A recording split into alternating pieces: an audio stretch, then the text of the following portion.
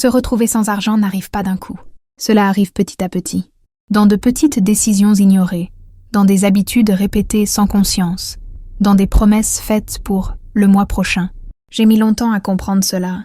Je pensais que le problème venait du fait de gagner peu, d'avoir de la malchance, ou de ne pas recevoir d'opportunités. Mais la vérité, c'est que l'argent a toujours été la conséquence de la manière dont je le gérais, et dont je me gérais moi-même. Quand j'ai compris cela, quelque chose a changé. J'ai cessé de chercher des solutions miracles, et j'ai commencé à observer mes comportements quotidiens. Que faisais-je quand l'argent entrait? Comment réagissais-je quand il manquait? Quelles habitudes me maintenaient toujours dans le même cycle? C'est dans ce processus que j'ai construit, peu à peu, une base solide. Je ne suis pas devenue riche du jour au lendemain, mais je ne me suis plus jamais retrouvée sans argent.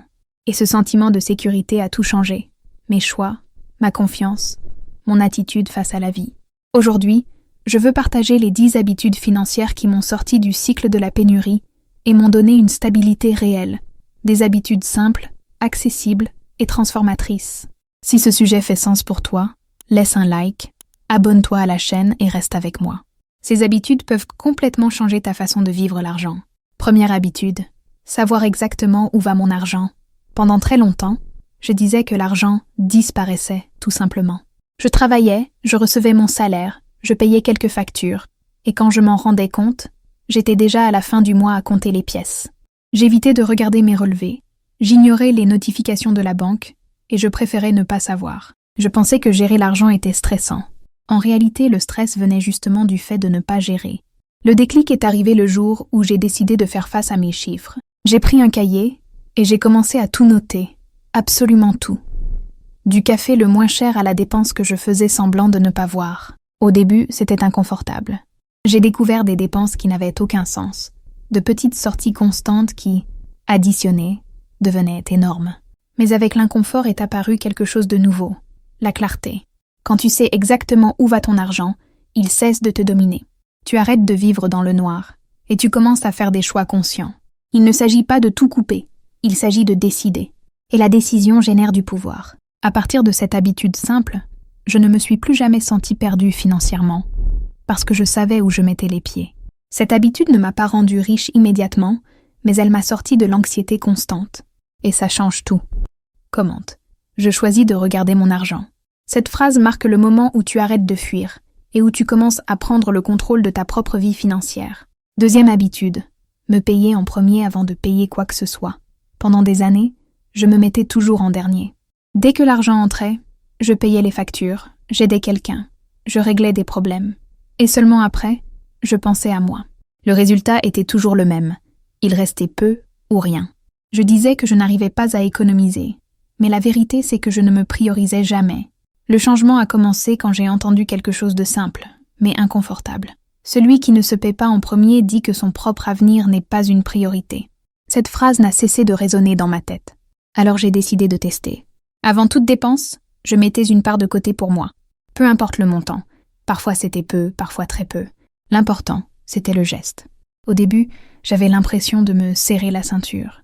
Mais avec le temps, quelque chose de curieux s'est produit. Mon comportement a changé.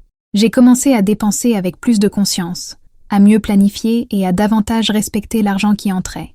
Cette petite réserve a commencé à grandir, et avec elle, mon sentiment de sécurité. Cette habitude a complètement transformé ma relation à l'argent, parce qu'elle a cessé d'être une simple survie pour devenir une construction. J'ai arrêté de vivre à la limite émotionnelle et j'ai commencé à vivre avec une marge. Me payer en premier n'a pas été une question d'économiser de l'argent. Cela a été une question de me respecter. Commente. Je suis une priorité dans ma vie financière. Cette phrase renforce la décision de ne plus s'abandonner, ni financièrement, ni émotionnellement. Troisième habitude. Arrêter de dépenser pour soulager les émotions. Pendant longtemps, j'ai utilisé l'argent comme une anesthésie. Quand j'étais fatiguée, j'achetais quelque chose. Quand je me sentais en insécurité, je dépensais pour me sentir mieux. Quand j'étais frustrée, je me justifiais avec la phrase classique « je le mérite ». Le problème, c'est que le soulagement durait quelques minutes et la culpabilité restait pendant des semaines. Ce schéma me maintenait toujours au même endroit financièrement, même quand je gagnais plus. Le déclic s'est produit lorsque j'ai compris que mes achats avaient davantage à voir avec ce que je ressentais qu'avec ce dont j'avais réellement besoin.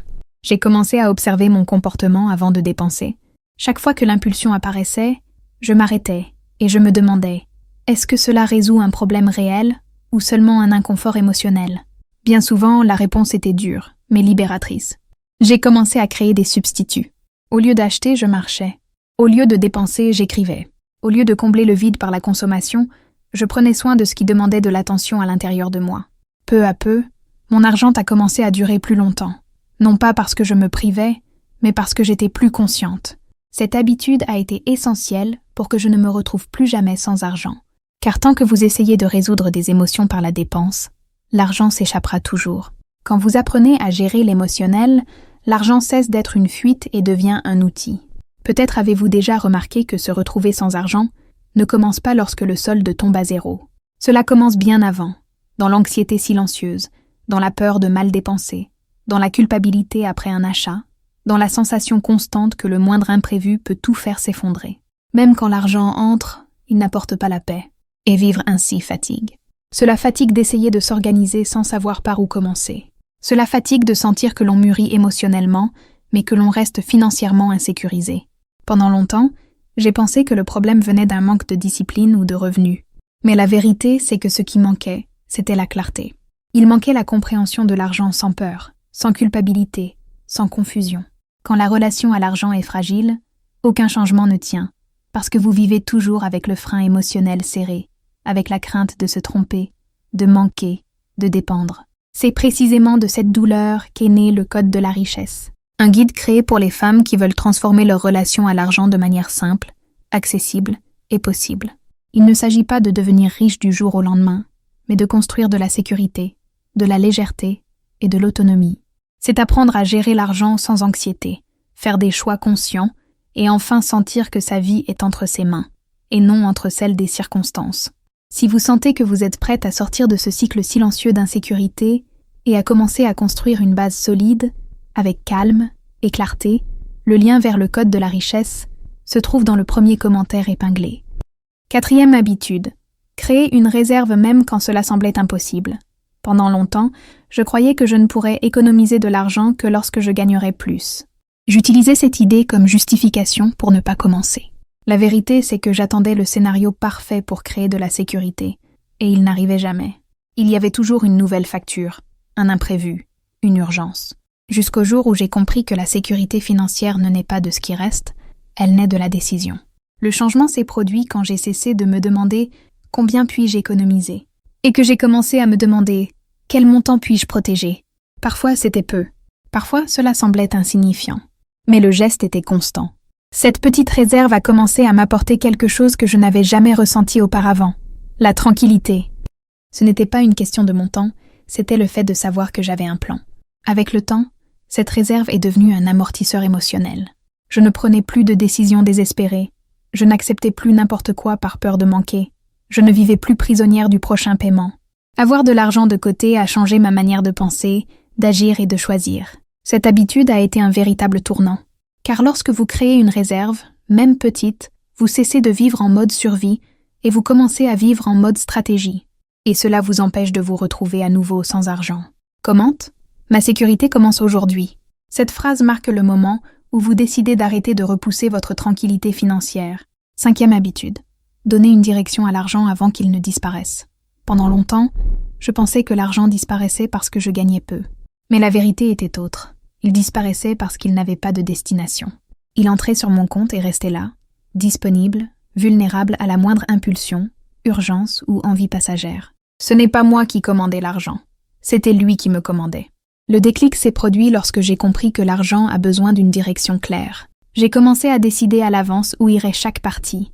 Une part pour vivre, une autre pour épargner, une autre pour grandir.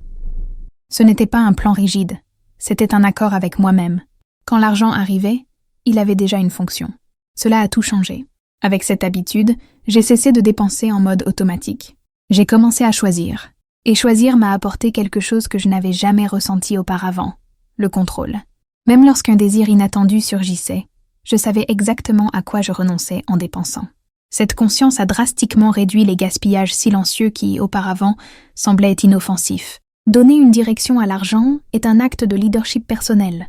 Les femmes qui ne se retrouvent plus jamais sans argent ne sont pas celles qui gagnent le plus, mais celles qui dirigent le mieux. Quand vous décidez à l'avance, l'argent respecte. Quand vous laissez la décision pour plus tard, il s'échappe. Cette habitude ne m'a pas rendu rigide, elle m'a rendu libre. Car la liberté, ce n'est pas tout dépenser, c'est savoir que vous êtes aux commandes. Commente, mon argent suit ma direction. Cette phrase scelle votre décision d'arrêter de réagir et de commencer à diriger votre vie financière. 6e habitude, séparer l'émotion de la décision financière. L'une des plus grandes erreurs que je commettais était de décider en fonction de ce que je ressentais. Si j'étais anxieuse, je dépensais. Si j'avais peur, je retenais tout. Si je me sentais confiante, je me relâchais trop. Mon argent suivait mon état émotionnel et non une stratégie. Cela me rendait instable. Il y avait des mois bons et des mois chaotiques, sans cohérence, sans prévisibilité. Le déclic est arrivé lorsque j'ai compris que l'argent a besoin de calme pour grandir. J'ai commencé à instaurer une règle simple. Aucune décision financière importante ne serait prise sous le coup de l'émotion. Lorsqu'une impulsion forte surgissait, j'attendais 24 heures. Cet espace de temps suffisait pour que le désir retombe et que la conscience reprenne le contrôle. Bien souvent, je me rendais compte que je n'en avais même pas besoin. Cette habitude m'a apporté quelque chose que je n'avais jamais eu, la constance. Mes finances ont cessé d'osciller avec mon humeur. J'ai arrêté de punir mon avenir à cause d'une mauvaise journée. Séparer l'émotion de l'argent m'a rendu la stabilité. Et la stabilité est ce qui empêche quelqu'un de se retrouver à nouveau sans argent. L'argent répond à la clarté. Quand vous décidez avec un esprit calme, il reste. Quand vous décidez dans l'impulsion, il s'en va. Commente. Je décide avec clarté, pas avec émotion.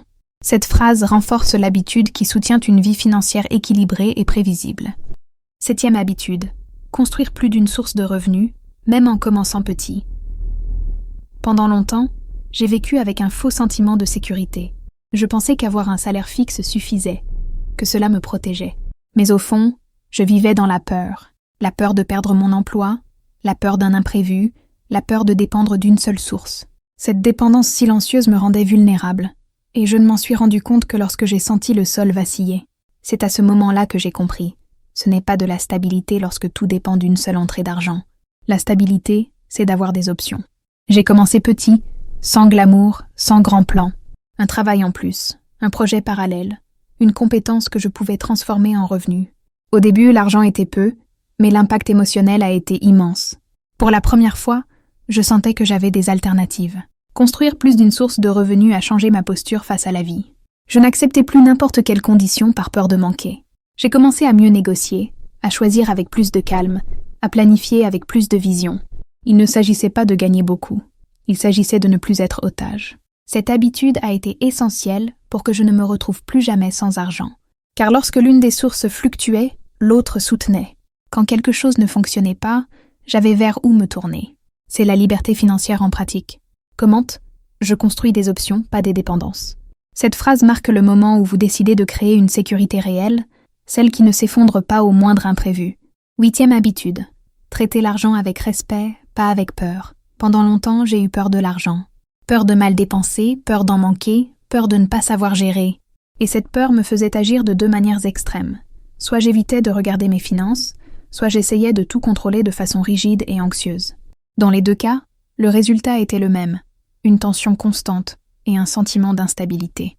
Le changement a commencé quand j'ai compris que l'argent répond au respect, pas à la peur. Respecter l'argent, c'est le regarder avec présence, sans drame, sans culpabilité, sans honte. C'est reconnaître qu'il est un outil, pas un juge.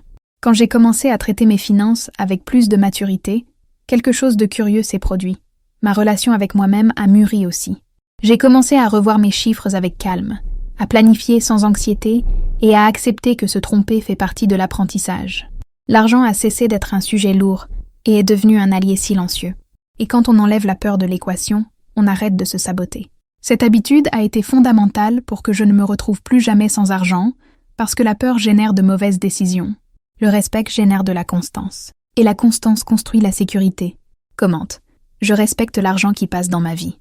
Cette phrase renforce une relation plus mature, stable et saine avec vos finances. 9e habitude. Vivre en dessous de ce que je gagne, même quand je pouvais dépenser plus. Quand j'ai commencé à gagner un peu mieux, j'ai ressenti une tentation immédiate. Augmenter mon niveau de vie, tout changer, consommer davantage, prouver à moi-même et aux autres que j'évoluais. Mais j'ai compris quelque chose d'important avant de tomber dans ce piège. Dépenser plus n'est pas synonyme de mieux vivre, Beaucoup de personnes augmentent leurs revenus et continuent à manquer d'argent parce qu'elles augmentent leur consommation à la même vitesse. J'ai décidé de faire autrement. Même en pouvant dépenser plus, j'ai maintenu un mode de vie simple pendant un certain temps. Pas par peur, mais par stratégie. Chaque somme que je ne dépensais pas devenait du souffle, de la marge, de la sécurité. Cela m'a donné quelque chose que je n'avais jamais eu auparavant, la tranquillité de choisir. Je ne vivais pas à la limite. Je n'avais pas besoin d'une carte de crédit au plafond. Je ne dépendais pas du prochain paiement pour respirer. Vivre en dessous de ce que je gagne m'a appris que la liberté ne réside pas dans ce que l'on affiche, mais dans ce que l'on contrôle. Pendant que beaucoup achetaient du statut, j'achetais de la paix. Et cette paix a été la base pour grandir sans retomber dans le désespoir financier. Cette habitude a été décisive pour que je ne me retrouve plus jamais sans argent, parce qu'elle a créé une distance entre moi et le chaos. Celui qui vit toujours à la limite financière vit aussi à la limite émotionnelle. Commente. Je choisis la paix, pas l'apparence. Cette phrase renforce la maturité de celles et ceux qui comprennent que la sécurité vaut plus que le besoin de prouver quoi que ce soit au monde. 10e habitude. Construire la sécurité avant de chercher le confort. Pendant longtemps, j'ai confondu confort et sécurité. Je pensais qu'être confortable signifiait aller bien, dépenser sans réfléchir, payer en plusieurs fois pour faciliter, tout résoudre à court terme. Le problème, c'est que le confort immédiat facture des intérêts élevés dans le futur. Et j'ai payé ce prix plusieurs fois, revenant au même point financier, même après avoir avancé. Le véritable tournant s'est produit quand j'ai changé l'ordre des choses. Au lieu de chercher le confort en premier, j'ai commencé à chercher la sécurité. Cela signifiait dire non à certaines facilités, repousser certains désirs et penser plus loin. Ce n'était pas facile au début, mais c'était libérateur. Pour la première fois, je ne vivais pas seulement le présent, je protégeais l'avenir. Construire la sécurité avant le confort m'a donné quelque chose qu'aucun argent n'achète, la tranquillité mentale. Je dormais mieux, je décidais mieux et je me positionnais mieux face à la vie. Parce que quand on sait que l'on est en sécurité, on n'accepte pas n'importe quoi, on ne se soumet pas par peur et on ne vit pas à la limite. Cette habitude a scellé toutes les autres. C'est elle qui a garanti que je ne retournerai jamais au cycle de la pénurie, parce que le confort passe. La sécurité soutient. Commente, je choisis la sécurité avant le confort. Cette phrase marque l'engagement final envers une vie financière stable et consciente. Ces 10 habitudes ne sont pas nées de la théorie, mais de l'essai, de l'erreur et de l'apprentissage. Regarder l'argent avec clarté, se payer en premier, ne pas dépenser par émotion, créer une réserve, donner une direction aux ressources, séparer le ressenti de la décision, construire des sources de revenus, respecter l'argent, vivre en dessous de ce que l'on gagne et prioriser la sécurité. C'est cela qui m'a sorti du cycle de toujours manquer d'argent. Pas la chance, pas un miracle, pas des revenus absurdes, seulement de la constance et de la conscience. Si cette vidéo t'a aidé, laisse un like, abonne-toi à la chaîne et commente. Laquelle de ces habitudes vas-tu commencer à appliquer dès ce mois-ci? Parce que le changement financier commence quand tu décides de faire différemment et que tu soutiens cette décision chaque jour.